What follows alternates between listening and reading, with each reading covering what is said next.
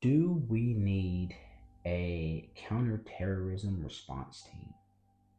But what I'm thinking, if she's correct and we have that many terrorists in our nation, it's impossible for the government to do it all. They've already failed on the federal level.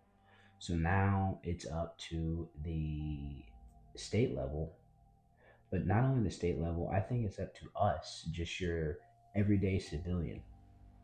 And I say this in the aspect that I feel like a counterterrorism response team needs to be made up of, yes, government on the state level, but I think it needs to trickle down to all the way to your city, your local, and even your county, to where you have these specific teams.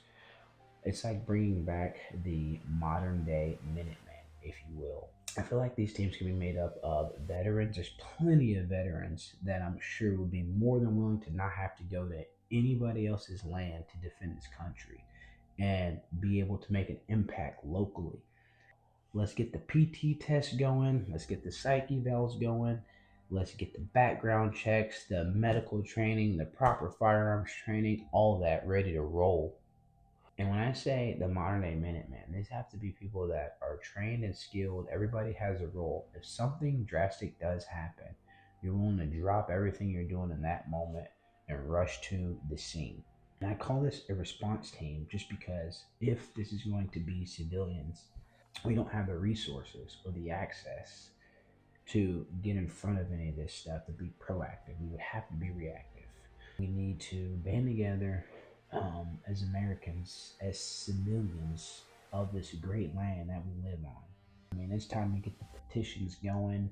We need to reach out to our local government and see how we can work with them in order to protect ourselves.